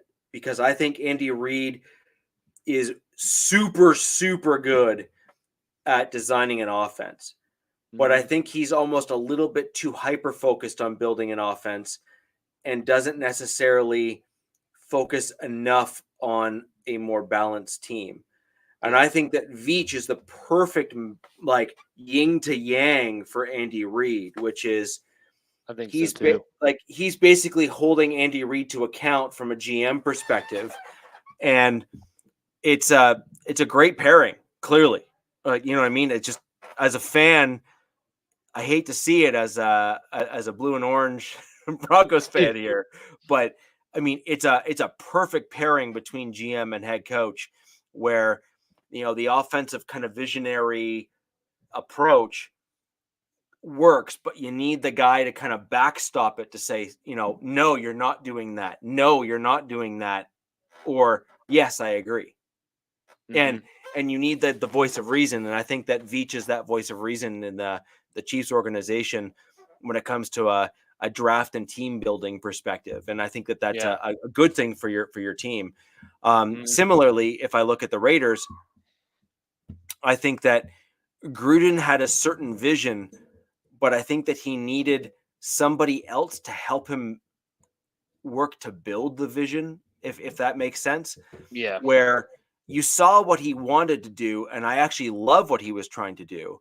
And he drafted a bunch of really good dudes, like your Renfro and he drafted Josh Jacobs, Jacobs and Crosby, and it's undeniable the caliber of players, generally speaking, with some exceptions, that he was able to bring in.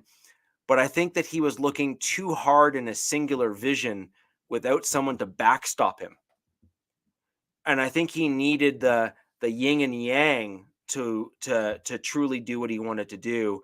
But you have to have the right GM and the right head coach with the right balance in order to accomplish that. And I think that's what was missing with the Raiders when John Gruden was there. Otherwise, we could be looking at the Raiders in a completely different light today. Yeah. If Gruden had a different blend between him and the GM, I think they had the potential of being an incredibly dangerous team when Gruden was there.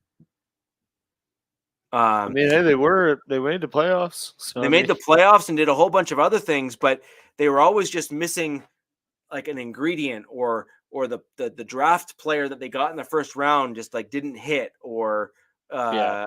or Or criminal issue. or like, the whole, speeding problem and stuff. But, you know, I think that that's the issue. And it's very similar to kind of what we saw with John Elway with the Denver Broncos, for example, which he was given ultimate control. And if you're going to, as a Broncos fan, be truly critical, which I have no problem being, um, Peyton his Manning draft saved his ass. his draft picks were trash, Yeah. like trash. John Elway's approach was basically, what quarterback is 6'6" and has a big arm? Where can I take him in the first round? Yeah, exactly. Yeah, You. yeah. And so the issue is, um, building a team is more than just throwing a dart or thinking in a certain headspace. You have to build with a vision, and it has to be a vision that is consistent. Yeah. And I think the problem is that you can't play a game of whack-a-mole when you're trying to build a team. You have to build almost linearly and then vertically as you're building Yeah. out your team, Piece by piece, block by block, foundationally and then vertically, in order to be then successful ultimately. And if I look at your Kansas City Chiefs as an example, I think that's a good one to kind of point to. They did that. That's exactly the approach that they took. They built out their offensive line, and then they got in a couple depth pieces to kind of backfill the vertical piece. And that's the way the Chiefs have built their team. And so you can churn through a couple guys every year, as long as you built the depth and behind them and develop them the correct way. Point proven to how good they have built it. They got rid of Tyreek Hill, who is literally probably the best receiver in the NFL right now, and one of one, still won literally the Super one of Bowl. one of one. Yeah, it still won the Super Bowl. Yeah. So if that's not the epitome of, we built this thing from the ground up the right way, I don't know what is, because Right. any other team, they do something like that and it blows up in their face. Yeah. And that's why I think it's, especially right now, is just AFC West football fans in general. I think it's a pretty exciting time I agree. just to watch. Obviously, like, Broncos kind of got their head coach and guy last year, but we saw kind of total regime changes with the Raiders and Chargers, and we'll see if we're putting what we're talking about right now kind of into an actual plan, and do this kind of long drawn out, sincere rebuild, rather than what happened 2-3 seasons ago, when it was like, let's just trade for the biggest name possible and this should be enough. Yeah. And that's why I think the same as we were talking about, or at least what I was talking about for the Chargers, I think the same can be said for the Raiders, in that I think a successful season for them is something close to probably what, like, Raiders X saying, in like 8-9 to 10-7, where you're probably not making the playoffs, but you had a respectable year and put together a full season with your new coach. And I'd say if they're in that realm, then that tells you, like, and if they're in that realm with Gardner Minshew and Aiden O'Connell, that tells you, that they're in the right direction. And because I think the Raiders are realistically one more season, if not two, away from being like fully competitive, just because they got to find their QB. But that's just, and maybe the same with the Broncos too, if Bo Nix isn't the guy, or Zach Wilson, whoever it is. But because that's just kind of watching the Chiefs, how they did it. That was the moment when you knew, like, okay, they built this right. Because, obviously competitive enough with Alex Smith, but that can only get you so far.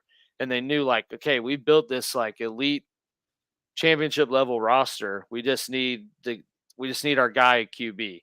And obviously it's Patrick Mahomes is kind of a one of one prospect in that regard. But you get what I'm saying, in that all of these teams have some kind of difference maker at quarterback, with their own flavor of how they do it.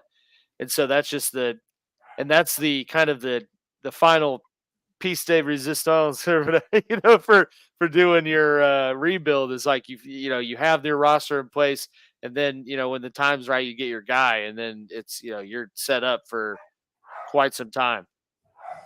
Well, you're set up for almost 5 full years. Yeah. Where you get an elite talent at the quarterback position that is, and you can pay the other guys around them. Right, exactly. So then you can re-up the top tier skill guys while paying your quarterback pennies on the dollar, quite literally. Yeah, and move on, and make moves when you need to get other picks and kind of backfill it back in. But I think the Chiefs have kind of shown the formula to how to do it, and obviously it's big part of it's finding an elite level, quarterback, but at the same time, like not betting the farm like Carolina did last year just to get the number one quarterback in that class, and without having the team around it. So that was exactly what my argument was for the Denver Broncos not to trade up this year for a quarterback that they wanted, which was, you don't have a strong enough team to warrant that type of move. Like you don't have the roster to have said, we are a playoff caliber team. We just need a quarterback. And no offense to the Raiders, my comment kind of is the same with them. And the Chargers, to be quite honest, they need to put together a proper vision so that they can prove that their quarterback is capable of carrying them to that next level. Yeah. I don't think any of us are necessarily thinking that their quarterback isn't very good, but can he be a guy that elevates them truly to that next level the way that your quarterback, for example, with Mahomes has done with your team? Or are the Chargers really at a point now where they should be building rookies to build out the roster, and then maybe next year or the year after try to trade Herbert for a boatload of picks to then bring in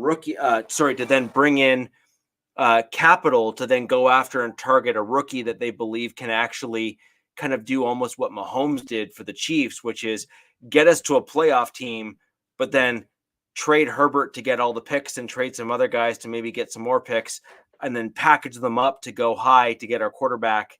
And, the rest is history, so to speak. Yeah. Right. And so the Chiefs really have shown a blueprint in the modern NFL in terms of what you need to do in order to get it done right. The Bills, in some regards, did the same thing with Josh Allen. It's just they just couldn't put all the pieces together, it seems, with Josh Allen to kind of get them to where they needed to go. Yeah. At least not yet. Well, sorry, not yet. I'm not saying it's never, but I'm saying not yet. And yeah, but that's another reasonable example of saying, what is the most likely scenario for you to succeed? And I would argue the Bills, even though they haven't, got the ultimate goal and the ultimate trophy yet with Josh Allen, I would certainly say that they're always in the hunt. They are always right there, right? And that's a testament to kind of how they built the team and how they're proceeding and pursuing their team. So I think that they've done a similar job or similar vision to what the Chiefs have done. They just haven't quite. They're just not quite there. They haven't quite been able to retain all the talent and that kind of stuff. And we'll see kind of what happens in the future. But back to my Broncos in terms of our record and what we're going to see and all that sort of thing. I actually agree with what the Pittsburgh podcast said with Big E Bronco earlier in the chat. The AFC West and the AFC North are brutally matched. It's just, it all depends on when we play one another. So my only exception to that is really your game that you're going up against the Bengals. Yeah, And that's then, a week 2, but they got the Steelers Christmas Day in Pittsburgh. which So, I I think they're mean, going to kill you. and then the Browns week 15. Actually, that I meant to talk about this, but interesting is the Chiefs. So week 15, 16, 17. Just not to get off the path, but just to get off for a second. they play the Browns, Texans, and Steelers in a 10-day span in 3 different cities. So talk about a tough stretch. Like, I believe they refer to that as a gauntlet. yeah, Yeah. like literally, Sunday to Saturday, and then after Saturday, turn around and play on Wednesday, Christmas Day. And I mean, all tough. Brown both at the AFC North, so at AFC North opponents, and then Texans at home. So I mean, yeah, tough. And goes to what you're saying is, we're playing AFC North opponents in winter, in peak winter months, at their stadium where they're built to sustain and withhold those types of measures. Yep. And that's exactly my point, right? Which is the AFC North is just uniquely built. They're built for the latter part of seasons just because they have to build their rosters, to weather the storm, so to speak. And they're always gritty. Always. Every one of those teams always built for just like that kind of built to just run the ball, Yep. like ground Yep. and pound. So Yep. it's like, so when you're playing in Christmas Day in Pittsburgh, probably will be snowing. Like, Yeah. they're going to be set up for that. Yeah. Or if it's not snowing, it'll be cool. Yeah. Or cold. Yeah. Or cold, right? And or both. Or both. Yeah. Or both. Why not? Right. But they're built for that type of weather. And yes, Kansas City can also get cold. And I think a lot of people don't realize that, Kansas City has that potential as well. I mean, you saw the game, was it just last season, I think, where KC Dolphins playoff game. They had people had to get their limbs amputated from that game. Yeah. Like, that's how cold it was. Yeah. Like it was Canada cold, right? Like it was not pleasant. But the North, like the AFC North, it gets cold quick. It gets cold very quick as the season approaches. So they only have like maybe 1.5 months of like reasonable weather. Then you get that lake wind. And then you get the lake wind, and it is just frigid. And snowy. Like snow, like just for days. And so that's a unique playing style, and you're built for a different type of player. You're built a different type of way. Miami, warm, 7 games, 8 games in the, balmy weather. Nice Florida sun. Yeah. Yeah, like you can play different. You can do things differently and all that kind of stuff, right? And it's a different approach. It's literally just a different approach to football. And that's part of what makes the NFL unique, is that you have these different pockets where different things take place. Kansas City, Denver, kind of like hybrids in terms of weather patterns and whatnot. You have the Texans and the Dolphins and some of these other teams, that the Chargers, that are, warmer weather, warmer cities, that kind of stuff, where they can, play just a different style, a different way. And it really does make the league quite interesting when you start cross-pollinating these different divisions. But what it does do is it means that when you get a defensive line that's built for cold weather, gritty, running the football, stopping the football, that kind of stuff, if your offensive line isn't designed to stop like a 300-pound dude that can just blow through an offensive line, it's gonna be tough. You are in for a rough day, my man. it is not going to be fun for you. Right. And so the Steelers, the Ravens, especially with Derrick Henry's in that division now. Yeah. But that's what I'm saying, is that you got the Ravens, the Steelers, the Bengals. I mean, it's just like The Browns. the Browns are no slouch either. Like they used to just be a the afterthought, right? But that ship has long sailed. No. Yeah. Oh Like yeah, we'll see. But they're definitely better. let's It's put it no this way. longer just a write-off game. Yeah, they are no longer a 1-15 football team. Yeah. Okay, like they are a solid, 9 to 10 win team, generally speaking, or somewhere in that general ballpark. Like they have set their team up. Like they are in relatively good standing. Mm-hmm. and so it's just I actually agree. I actually think that the way that our teams are built compared to theirs, I don't think we match up well. Yeah. But I think it does a big part of it goes to, I mean, outside of the Ravens, right? Because the Ravens are obviously elite AFC team, elite NFL team. Yeah. But I mean, the Steelers, it was wait and see because I mean, we don't even know who their QB is at this point. But I mean, they're always a tough play with Tomlin. Well, just look But down.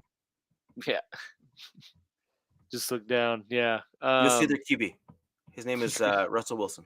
Yeah. True. Yeah. And but I mean, same and Bengals if healthy are up there in elite, but They are. I think the Browns and Steelers. I say all that say I think Ravens and Bengals are going to be tough plays regardless of time of year, where it's at, etc.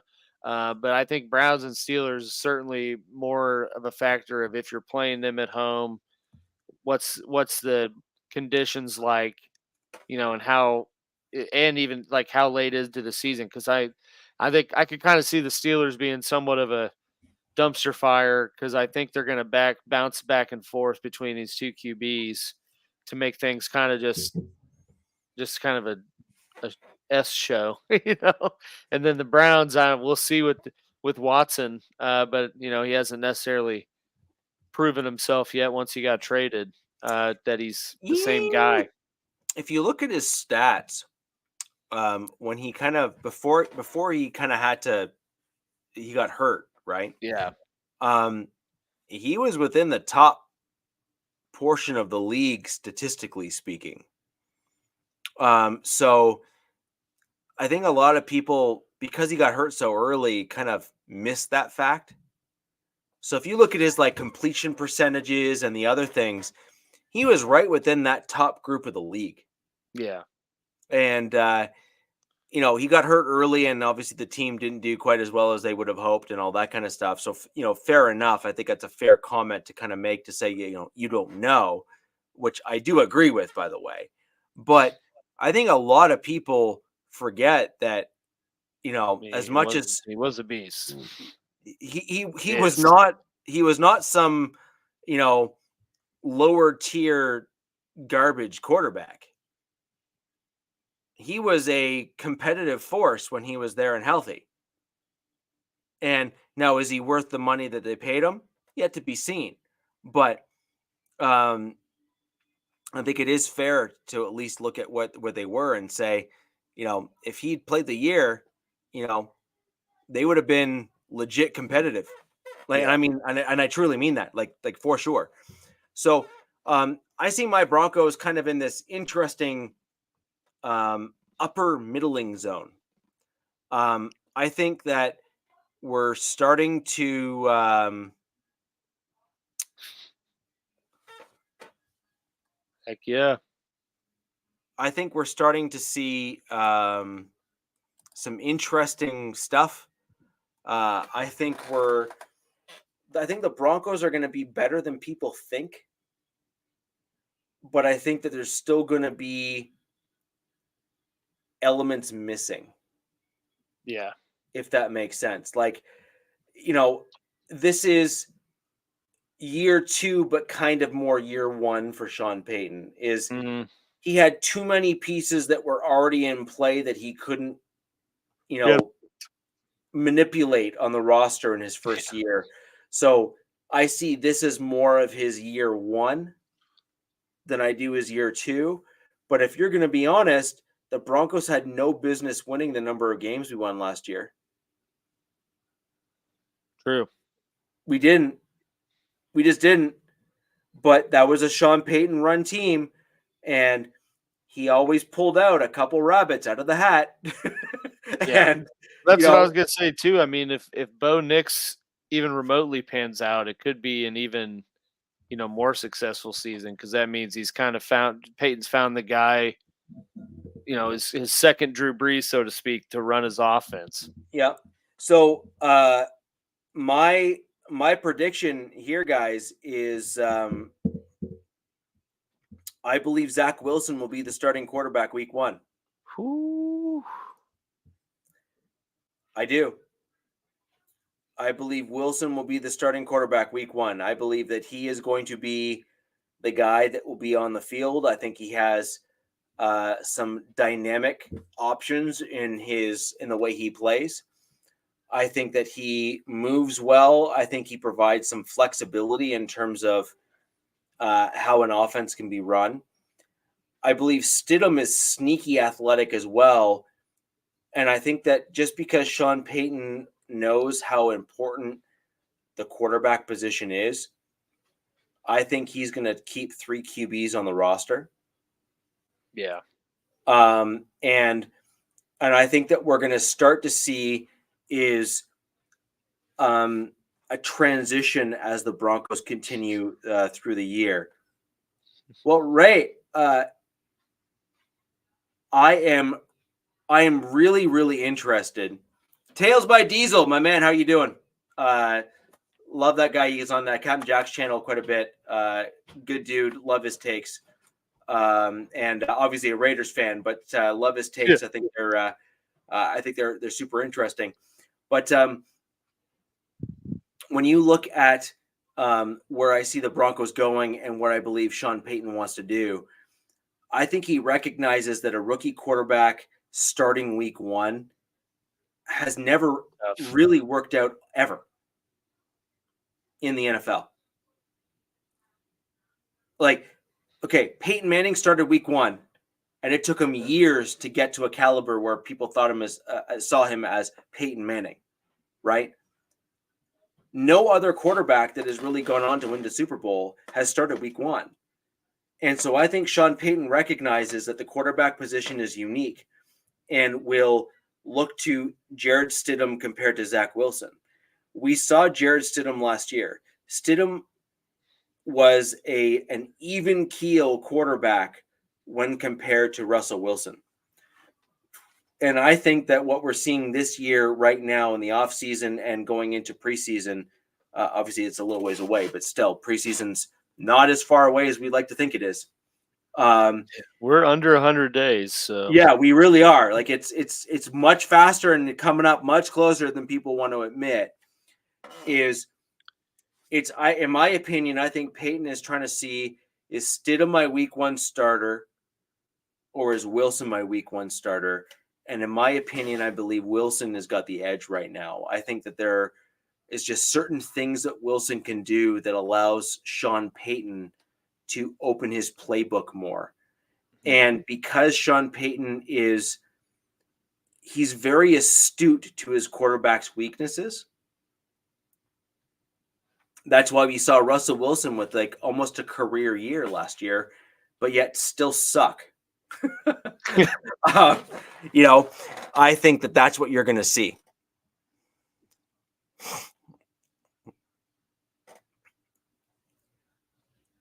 A combination of A and B, Ray. A combination of A and B. I don't believe that Wilson is better than Bo Nix, but the quarterback position is predicated so much on processing things quickly that what you don't want to do is put your quarterback on the field week 1 and have him seeing ghosts. Mm-hmm. Pun was very much intended. And the reason why you don't want that is that it can really mess with the psyche of a quarterback. And again, you can hate me all you want. You can dislike what I'm saying all you want. But I'm going to pose this question back to you. Going back 20 years, tell me how many rookie quarterbacks that have started week 1 have gone on to win a Super Bowl? None. I'll wait. That's my point, right? Which is, if you're looking at the quarterback position, it is so cerebral and it requires so much processing in such a short period of time that you don't want to put a guy in if they're not at a mental point where they can actually process well, because you're going to basically put them so far behind that they may never be able to come back. Look at Zach Wilson. Exactly. Right. Now, I actually think that Zach Wilson may be looked at by a guy like Sean Payton as a long-term backup. So Sean Payton, I think, in my opinion, is looking at Zach Wilson as a week 1 starter, like for the team now, but sees Bo Nix as the long-term starting quarterback and will quickly, like that, there's going to be like a crossing pattern in terms of skill sets here. But I think what he wants is Zach Wilson to be that competent backup that he can bank on being there for 4 or 5 years because he's young enough, or pull a Bill Belichick and say, I'm going to put Zach Wilson in this year. I'm going to show that I can revive his career. I can make him look good and make his stats just chef kiss good. And then try to move him at the end of this season to another team that needs a starting caliber quarterback or wants a starting quarterback, but doesn't have a high enough draft pick in the draft, and get a 2nd round pick for him. Because I've shown that with the proper coaching, Zach Wilson can be a good quarterback at the NFL. And I think that that's what Sean Payton is trying to bank on here, which is whether it be Jared Stidham or Zach Wilson, he's trying to show that these quarterbacks can still be talented at the NFL level. Yeah. And to do kind of what Bill Belichick did with his backup quarterbacks with Tom Brady, which is to have them end up being commodities and kind of move on to other teams. Now, can the other teams perform to the level of Sean Payton? I'm going to say probably not. But can they come close? Maybe, with the right guy. Yeah. Sorry, go ahead. Yeah. No, just to piggyback off what you're saying, though, is, like look at Josh Dobbs last year, where he was, I think first 4 or 5 weeks was playing for, was the Cardinals starting QB until Kyler Murray got back, and he played, so decent that they traded him to Minnesota because of an injury. So, I mean, even in that situation, he could turn it around even quicker if, Zach Wilson comes out and plays the first 2 weeks, not lights out, but exceptionally better than how he looked in New York. I mean, because he's still a young QB. So he's still in his rookie deal. Yeah.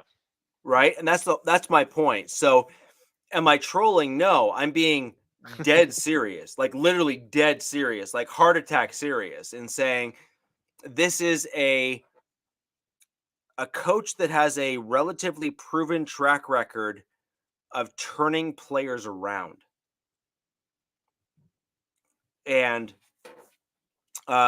here's an example, Ray. Jameis Winston. He had was it 31 TDs to 31 interceptions or something stupid like that? It was bad. It was not great. Okay. However, 31 touchdowns is still 31 touchdowns and 5,000 yards. Like that ain't bad, right? Like you know what I mean? Like that's not something to kind of say, ooh, but it's the 31 interceptions that were not great. Sean Payton turned him around and made him look like a pretty halfway decent quarterback. You look at Teddy Bridgewater when he went over to the Saints there for a little bit. He looked like a pretty good quarterback when he was under Sean Payton's offense.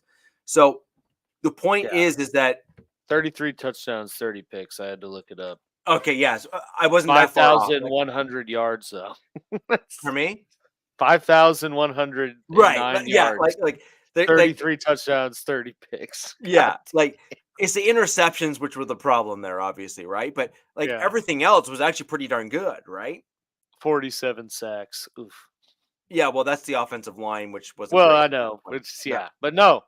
Yeah, and then the Saints, I mean, he never really played he played 7 games, 2021 through 1,200 yards, 14 touchdowns, 3 picks. Right. I mean, So that's pretty like damn good. that's not bad. Like that's actually pretty good stats, right? Like so that's my point, right? Which is with the right coaching and the right direction provided to these quarterbacks, you can turn them around with with the proper direction. And Sean Payton has generally been able to direct these quarterbacks in the right way. Drew Brees had some challenges and then turned it around when he came to Sean Payton in New Orleans, right? And Drew Brees is on track to likely being a Hall of Famer for sure. And so my point is this, which is Stidham has some limitations.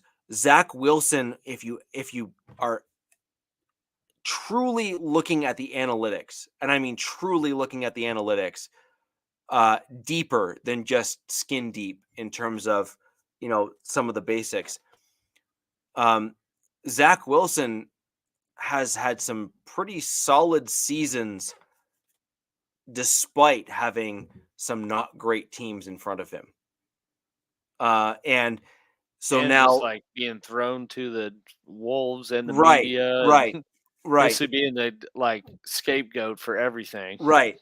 Every bad thing that happened to the Jets was all on Zach Wilson. I mean, there were some divorces that took place in New York because of him. Yeah, clearly. Okay. Like I will say that Denver would do well to make sure that minivans might not be allowed at the stadium. Just saying.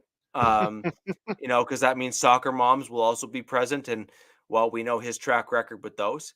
But aside from that, I do think that Zach Wilson has shown, statistically speaking,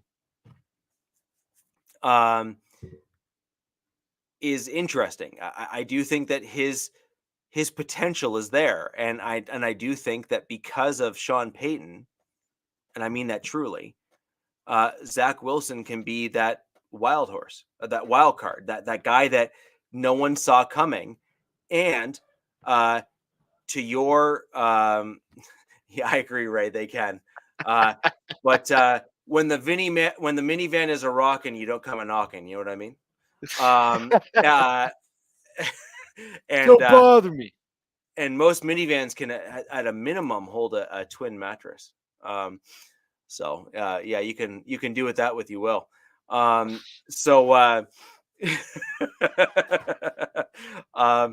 but with regards to what Sean Payton has been able to do consistently through his career as a head coach, he's revived quite a number of quarterbacks' careers, including recency bias, Teddy Bridgewater. Mm-hmm. And so I actually think that we can see the same thing with Zach Wilson. And I think that if a game of chess is being projected here, you would want him starting week 1, go all the way through. And then you'd kind of bring Bo Nix maybe for the last 2 or 3 games of the season, so long as you're solidified maybe playoff run or out of the playoffs. Mm-hmm. Get Bo Nix into a position where he, gets his confidence and kind of, better understanding. If you have a couple games where you're really far ahead, you bring in Bo Nix to win out games when you're, ahead by, 2 or 3 touchdowns, and go from there. In my opinion, that's the way to go. You do what KC did with Patrick Mahomes. You bring him in for game 18. You bring him in when you're up by goodness knows how many touchdowns just to kind of finish out the game. You get him that game experience at the end of the season, and then you bring him in as a full-time starter in year 2 rather than year 1. And every game, after the game, you throw Bo Nix into the fire and say, why did that fail? What would you want to, like, you basically put him as if he was the quarterback on the field and you hold him to account as if he was making those decisions. And ultimately it will make him better, because I believe that's what Andy Reid did with Patrick Mahomes. Probably. I do. I truly believe it helps that they were still, pretty good. No, And I see the Broncos being able to finish kind of like a 9-8, 10-7 kind of record. I think that we're going to be better than a lot of people think. I think we're going to put up a winning record. I think it'll be barely, but I do think it'll be a winning record. And I think that if I'm looking at like the upper, like you're talking like 12 wins. But I think that you're more likely kind of in the 8 to, so either the 8 win or 10 win as your most likely scenario. Yeah. I think that's kind of the, trajectory we're going to, for a lot of the, really outside of the Chargers, just because of the unknowns. I think, like 8 to 10 wins is a pretty healthy range for all of our teams in terms of record for the season.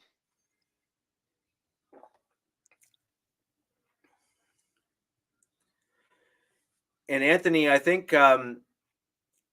this year here, given how close the Raiders and Broncos played, I do see our two teams splitting games between the Raiders and the Broncos. I think that is a reasonable expectation and thought. I mean, it's completely fair, if we're going to be honest. I mean, the AFC West is a slugfest. Like we are so, like, I don't know if I can go back far enough, but I think there's been very few games where within the division where we have won over each other by more than a touchdown in most games.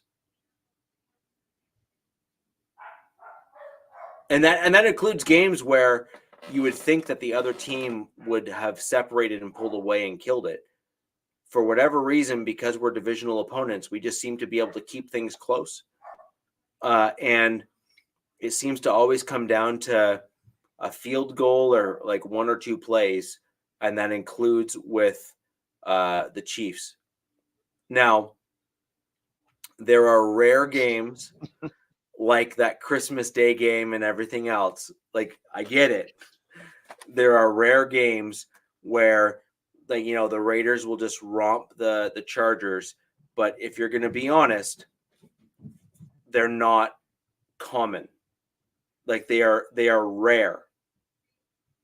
And when they happen, there's a reason why the chat goes wild. And frankly, you have every right to go wild. But nonetheless, they are rare, and they should be celebrated when they happen, but they're rare nonetheless. Our division is too close. Like, we have a deep-rooted competitiveness with one another, which makes the AFC West, actually, to tie back, Alex, and go full circle to kind of start to close out the show here, the AFC West and the AFC North are very similar. Yeah. A lot of parallels. There's a lot of parallels between our two divisions. Those teams are always stupid close, regardless of what their records are. Even the Browns, when they were 1-15, were like a field goal away from beating like the Steelers and the Ravens and that division. Like, they were always stupid close within their own division. And I see the AFC West as having some tremendous parallels with the AFC North as well. So, anyways, guys, we will have a full complement next show. And by the way, I got some confirmation during the show. I believe we're going to have a Ravens guest potentially next season, or next show. And I want you all to have your Ravens questions ready, because, man, I think that game is going to be wild. why. I mean, the Ravens are just one heck of a team. Oh, And yeah. so love to get the Ravens guy on the show. We're going to go like a live Q&A. Hopefully it'll be We'll kind of have cool. Robert back. We'll have Robert back. We'll get some Raiders folks in here. So everyone in the show, I want to see you here next week. I want you to have your Ravens questions ready. I'm going to try and get as many Ravens folks in here as I possibly can because I really want to get this chat hopping. And if you have any questions for us that you would like us to ask of our Ravens guest, please send the show a direct tweet or a DM at Wild West Pod on X.